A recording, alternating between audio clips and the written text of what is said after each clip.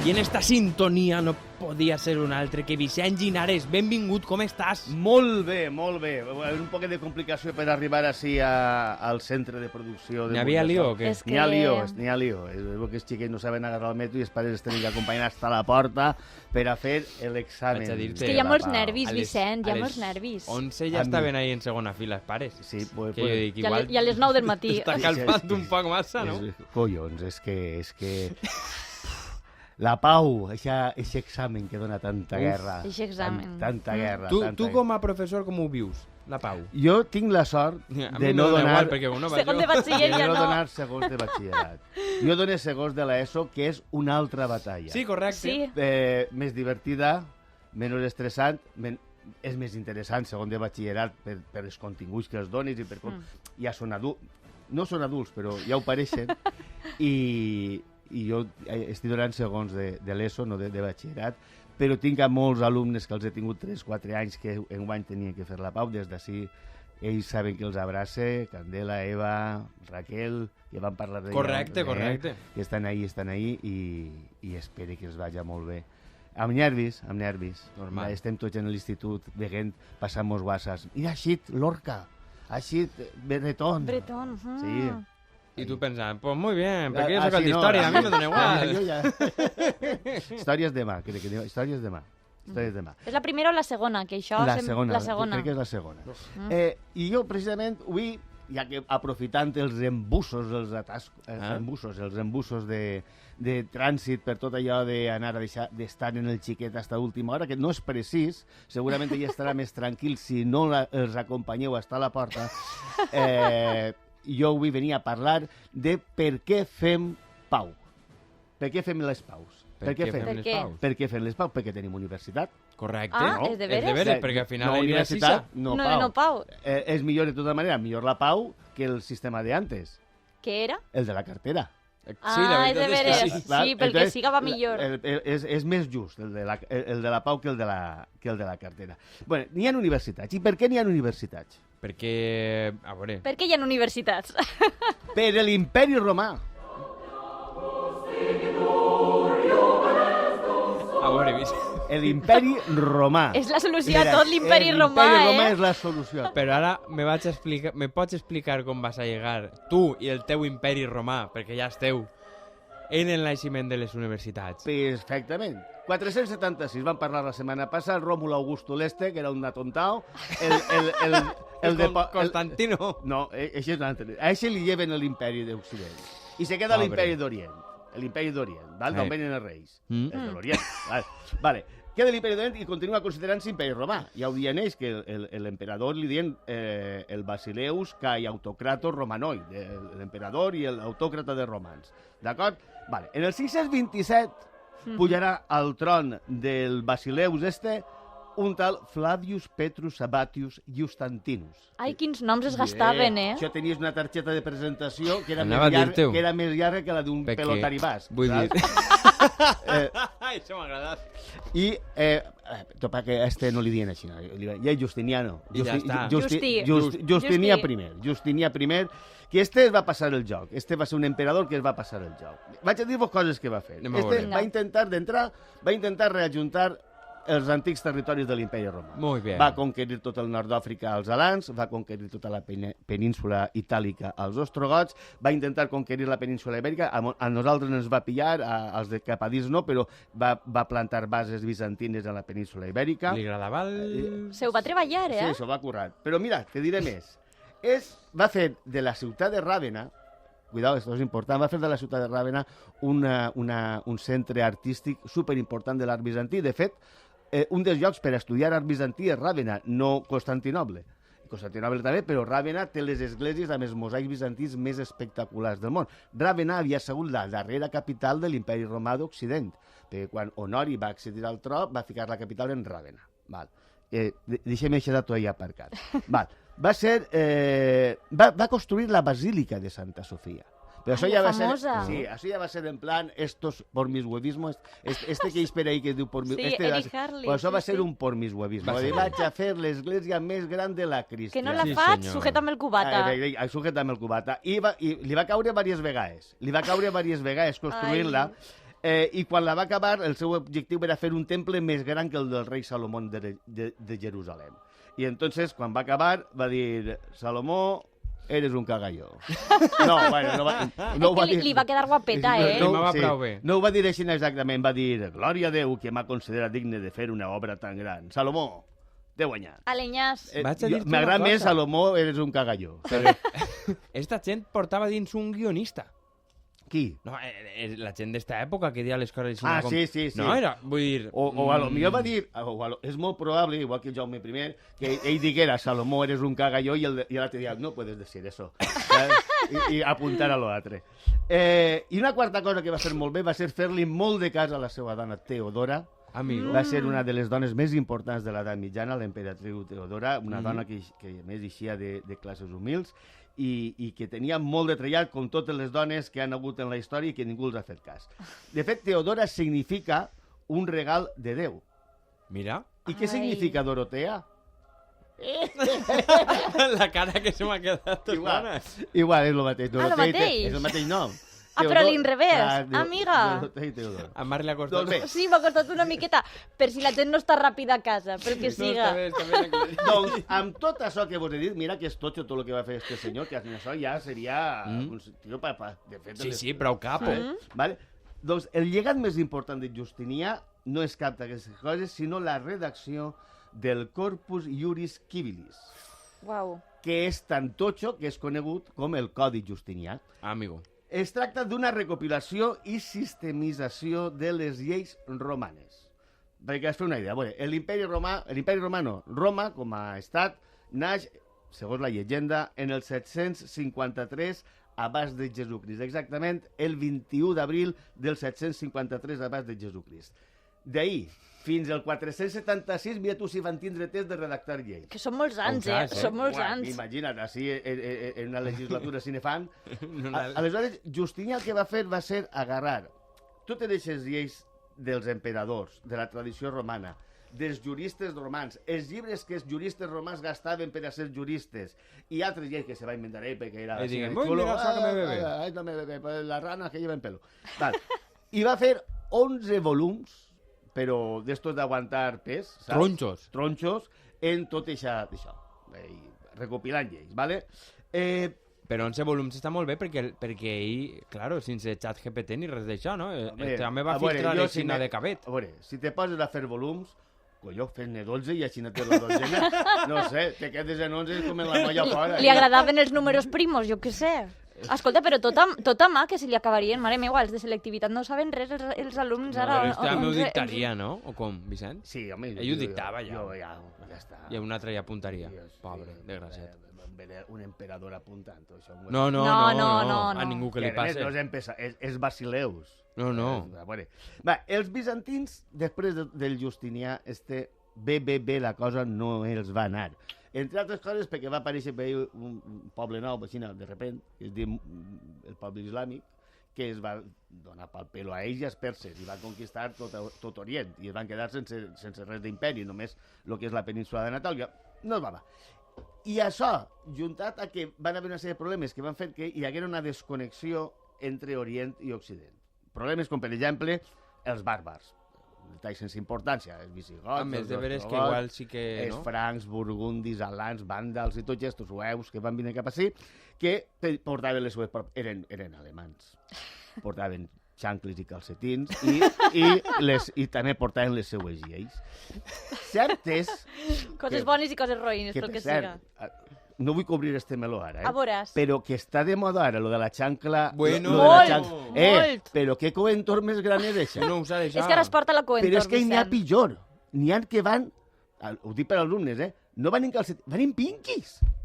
En pinguis i en En xancla? i en xic. No, és que esta temporada s'han tornat a dur els pinquis. Ja, home, però jo entenc que el calcetí llarguet, en la xancla, no ho compartisc, però te fa un contrast. Però el pinqui no li veig jo que suma d'ahí. Jo, mira, no No? volia... No, veus com no volia sumar obrir... no suma. No volia obrir jo este meló. Un altre dia m'expliques per què, per culpa de l'imperi romà, se porten xancles en calcetins. Farem ahir un intent. És que es torna a dur, escolta, la xancleta romana també este estiu. Ui! Que això... Deixa fer una secció, pues. Perquè, mira, les sabates eren un dels signes distintius per a diferenciar les classes en l'imperi romà. Veus? Veus? Vicente Bé, Sabut. els bàrbars. Els bàrbars, correcte. Que portaven les Tornant. seues lleis. Després va haver algú que va intentar juntar les lleis bàrbares en les de així, o en algunes que tingueren més de trellat, com per exemple Alaric, el rei visigot, que va fer una cosa que es diu el Còdic d'Alaric, que, bueno, bé, tuvo su prime. Després el papa que va vindre un papa en l'any 800 i va coronar al rei dels francs, un tal Carlemany, i el va coronar emperador. Va dir, tu ara emperador, va ser l'hereu de l'imperi romà. Xulo. Claro, i el bizantí va dir, tu de què vas? I van cabrejar, va dir, això, facilitar la connexió no la facilitava. al final no. I després ja vingueren els vikings, vingueren els musulmans, vingueren els magiars són els húngaros estos, que també van vindre a Europa i van començar a tocar... També tenien ambient, duien ambient. Sí, va haver una moguda ahí cap a l'any 1000 en Europa que va estar així que n'hi havia rotllos, Sí. Total, que precisament l'imperi carolingi, quan se desfà, és un dels motors o, diguem-ne, impulsors per a rematar la creació d'un nou sistema que és el feudalisme. El feudalisme no vaig entrar, el feudalisme és un rotllo. És el tema que em vaig ir a mi en l'oposició. Mira, ahí porto tot, el tema 25. És de veres que el porta tatuat. En la corona, Molt bé. Un rotllo, el feudalisme és un rotllo. Però perquè em fem una idea, en el feudalisme els reis perdran el seu poder, la gent, com en la pandèmia, pegarà a fugir als pobles, és així, i se van a crear noves estructures econòmiques, polítiques, econòmiques i també judicials. També judicial. Les judicials, bàsicament, és que els senyors feudals faran el que és l'isca del nardo quan és l'isca del nardo. Perquè eren senyors feudals i podien. Molt bé. Com en la pel·lícula Es la loca historia del mundo. Qué bonito es ser rei. Pues el senyor feudal, ja que bonito es ser senyor feudal. I tot i que el dret de cuixa està clar que sembla ser ja que no estava, que la cosa no s'exercia, que no era real. No era real, és una llegenda, però fent el que es deixia un poquet d'ahir. Vale. Passen els segles i cap al final del segle XI, a partir d'ací, i el segle XII i el segle XIII serà quan més es notarà, hi haurà un gran canvi. El primer canvi serà que augmentarà la població, hi haurà un creixement demogràfic. Les collites són bones, abans de la revolució industrial, este cicle sempre repeteix. Bones collites, augmenta la població augmenta, no n'hi ha prou de menjar, se roturen noves terres, la població se mor per una epidèmia, torna a haver una... I així sempre. S'autoregula. La humanitat. Fins la revolució industrial serà sempre així. Aleshores, així tenim la puja en els segles XI, XII i XIII.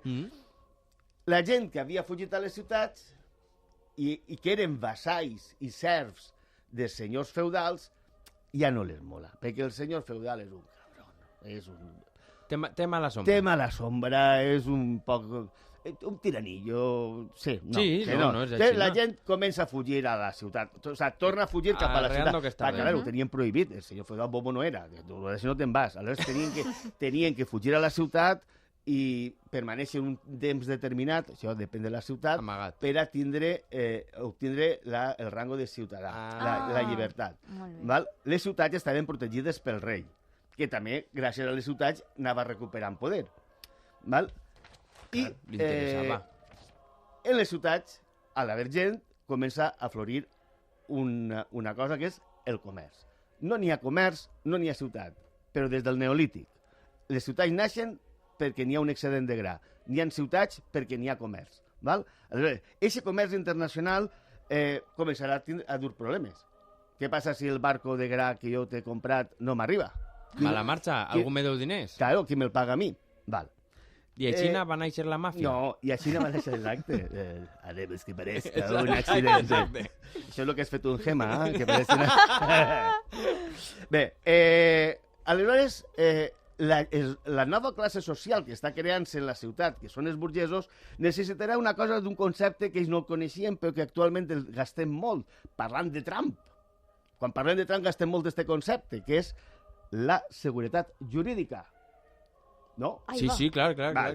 Però, així, no n'hi havia lleis. I així és quan entra la figura d'una pequeña rata de biblioteca que li diuen Irneo de Bologna. Amé. Irneo, el gran Irneo. El gran Irneo. N'hi ha carrers, en algun lloc n'hi haurà carrers dedicats a Irneo. En Bologna? En Bologna, que tenen el carrer d'Irneo i el carrer de la salsa. De la salsa bolognesa. Vale. A vegades, de la salsa de ballar. Estes coses a vegades m'ixen sense voler. Jo demano perdó als oients, però n'hi ha vegades que no puc evitar-ho. L'home un dia se'n va anar a Pisa. Correcte. Molt bé. Vale? Perquè Pisa sabeu que és la ciutat de zombis. De zombis Clar. o de somnis? Però això no era París? De zombis. Zombis. Zombis. Zombis. Per què? Perquè van tots així per la ciutat. Fent Claro. poses. Poses per fer... Vicent ara mateix està fent la pose que fa tots els turistes que visiten la ciutat de Pisa. Perquè diuen per què van a Pisa i neu perquè la torre encara no estava feta, ni adreçar, ni torta ni adreçar. A què A anaste a Pisa. a almorzar? La qüestió és que l'home se va clavar, era una rata de biblioteca, se va clavar en la biblioteca i va trobar un llibret que es deia El Digesto, que sembla el predecessor de l'Àlmax, però no. El Digesto. El Digesto és una part d'eixe codi justinià que fa un rato havíem Dels vist. 11 Anem a volums? dir-te com anem a arribar. Clar, és una part del codi justinià, dels 11 volums. Val? I ahir té tot un seguit de sentències i de jurisprudència a sentar, que Irineu diu, això té categoria, ja tenim les lleis, i comença a estudiar-ho. Ell era gramàtic. Primer ho farà per estudiar gramàtica. El Digesto està mig en llatí, mig en grec. Aleshores, el tio serà un exercici superinteressant per a ell per estudiar. Però, clar, al trobar frases i coses més complexes, i comença a interpretar-les. Què vol dir quan diu això? Doncs igual volia dir no sé què, no sé quant. O igual, no? Com que no podia, li s'afegiran a ell un grup de gent que li diran il quadridottore. La pasta. Vale. Leonardo, les tortugues Les ninja. tortugues ninja. I tot just començaran a interpretar el que posaven en aquells textos i ho faran anotant el que se diuen gloses. Gloses que serien anotacions, com en castellà també, els primers en castellà també són gloses, i d'ahir l'escola de glossadors, també coneguda com l'escola de Bolònia. Amigo. Aleshores, per un costat tenim que la cosa de la interpretació va anar complicant-se perquè el codi no deixa de ser una recopilació d'unes lleis que van estar eixint de l'any de la polca, a banda, però que damunt algunes eren de feia més encara i van estar fent-se durant 1000 anys. Hi havia unes lleis que inclús se contradien. Clar, és que en 11 volums veges tu. Al principi, les dones no poden dur escots, les dones tenen que dur escots, els homes han de tenir espardenya, no poden dur espardenya, jo què sé. No se pot dur calcetí per baix de l'espardenya. Això Això se coneix que no ho interpretaren bé, perquè Vos he parlat d'una nova classe que són els burgesos, que són els que necessiten aquestes lleis. aquestes lleis, Què és efectivament, però per què les necessiten els burgesos les lleis? per a que no es vacilen. Sí, per què? Perquè no tenen privilegis. Clar, com els senyors feudals, que sí que en Que tenen. sí que en tenen. I l'única cosa que tindran estos burgesos serà la llei. Aleshores, prendran el Digesto com un model legislatiu vàlid que necessitaran més gent capacitada per a poder interpretar-lo. Quanta més gent necessita acudir a les lleis per a defensar-se, més gent necessita per a poder interpretar aquestes lleis. Necessiten que estudien la Clar, llei. aleshores, d'esta manera, mitjançant una bula papal i el permís de l'emperador, Mira. naixerà en el 1088 la primera universitat occidental del món en el sentit que avui li donem a la paraula universitat, és a dir, un lloc on se realitzen estudis especialitzats, en aquest cas en dret. Van haver intents anteriors, van haver intents en el segle IX en el món àrab de crear una escola superior de medicina i altres, per exemple, en Parma, en altres ciutats. La primera serà la de Bolònia, d'ahir que se signara l'acord de Bolònia en Bolònia. Després, en el 1096, es fundarà l'Universitat d'Oxford i en el 1150 la Universitat de París. Que tenen molta fama, les tres, sobretot Totes. la de Bolònia i Oxford, que són Sí. noms molt coneguts en Molt quant a coneguts. universitat. I la de Salamanca, Mhm. que gran ciutat, Salamanca, Salamanca preciosa. espectacular, va ser creada en 1218. La de València es fundarà en 1499, que sembla que siga lluny, va ser fundat Que respecte a la primera, no? Sí, va ser fundat pel Consell, quasi 400 anys, S'encantarem un poc. sí, un poquet. Igual tenia que veure que hasta 1238 València era una ciutat musulmana, però bueno, és un detall... Cosetes. Si te poses a Cosetes. Xina, no avancem. Sí, cosetes, La va impulsar el Consell de la Ciutat amb una bula papal del Fackermaster del papat, que és el nostre amic d'Alexandre VI, el papa Borja, Ahí està. i de Ferran II d'Aragó, més conegut com Ferran el El catòlic. Catòlic. Així de tot, és una de les 100 primeres universitats del món, la Universitat de València. Mira, això Està molt bé, el top 100, No tenia jo top ahí 100. en el top 100, eh? Com es diu 100 en anglès? 100. 100, top 100. Això no sé molt 100 què top. seria. Jo crec que... Perdó, ja està. Va, i com es donaven les classes en aquestes primeres universitats? Veure. Doncs entrava l'interpretador de les lleis i se posava a llegir, sentat en una cadira, els alumnes allí, ell se posava a llegir. Què dius tu, i per què no llegien els alumnes? Perquè no tenien llibres, perquè el llibre era un producte de luxe, com la pebrera. Claro, és que un llibre l'havies d'escriure a mà, escriu tu, xulo. Tu series bon interpretador, Vicent? Jo seria un bon intèrpret. Bueno, depèn de lo que fuera la llei. La qüestió és que el tio s'assentava allí i els altres escoltaven i després debatien. On s'assentava este senyor? En una cadira. On te vas a sentar? En un sofà, no, perquè t'adorms. Una pedra, Imagina't potser. llegint el Codi Penal. Bé, aleshores, s'assentava en una cadira. D'on ve la paraula cadira? Del grec. Què significa? No, que es diu catedra. En llatí, càtedra. Sentar càtedra. Per això es diu sentar càtedra, perquè s'assentaven en una cadira a llegir la lliçó. Vicent, m'explota el cap Fixa't cada tu. dia en la tua secció, eh? Bueno. M'ho diuen a sovint. No, espera, no, anava a dir-te, intenta no esguitar massa. Perquè després la dona de la... És una gorrinada, les tota la dones que blanqueta, ven, ja, Està ja, lleig, està lleig, està lleig. Vale. I bé, les universitats, quasi des del primer moment, van a tindre una independència jurídica, és a dir, són un lloc on la llibertat sempre ha estat present, d'aquella manera, no, però sempre per aquesta voluntat de que el saber ha de ser lliure, i és d'aquestes coses és les que no li agraden al meu amic Donald Trump, que Que està rebotat. que el pensament siga lliure. I gràcies a tot això que vos he contat avui tenim, per exemple, pel·lícules com Aquelles locas fiestas universitàries. Sí, senyor. Que pel·lículon. Sí, senyor. I també tenim La Pau. La Pau, que no és Que ninguna això no és tan festa. xulo, no és ninguna això festa. no està tan bé. No, però així sempre està el debat de i això per què serveix? Perquè, clar, si tu dius el que m'explica avui, per què serveix saber el que m'explica avui? Jo sempre ho dic molt bé, per què serveix la història? Per què serveix? Per tindre una miqueta de cultura, de saber per què fem les coses i... Per res. Per res, ja està. No S'acaba serveix per res. la funció. Mira, per saber si ens hem de posar calcetins en les sandàlies Això o no. també, Això això està també. bé. Realment, saber no serveix per res. Saber serveix per saber. I aquest és el concepte que jo crec que des de l'ensenyament no estem aportant. I crec que des de les classes tampoc. Per què tinc que saber una cosa que no va servir per res? Perquè saber ja te serveix. No sé, ara he acabat. És que ens has deixat muts. Pues muy bien. Més o menys és el que m'estava passant per el cap. Aleshores, i després això, simplement demostrar-vos, jo tenia ganes de demostrar-vos No, aquesta que la categoria. història no estudia el passat, sinó que realment el que estudia és el present. Ahí està Vicent Llinàs, que ens ha deixat dos titularacos, que és que el saber val per a saber, i això en si ja és un valor, i que la història estudia el present i fins i tot te fas una idea de per on pot vindre el futur. I sobretot no porteu calcetins en xantes. A poder ser. Si sou adolescents, Exacte. podem Si entendre-ho. sou estilosos. Bueno, i Però si ja voleu se fareu dur majors. I si voleu dur calcetins, perdona, si voleu, feu en sandàlies. Collons, com els alemans. En xancles és que és molt de futbolista, això, ara, Ai, que coentor. De veres. No està clar, això. Vicent Llinaris i l'Imperi Romà, moltíssimes gràcies una setmana més. Gràcies a vosaltres per escoltar-me. Un plaer. Ja sabem d'on ve això de la Pau. Ara el que hem de fer és escoltar les notícies i en seguida la tercera hora del Queda't amb mi. Quédate amb mi en A.Radio.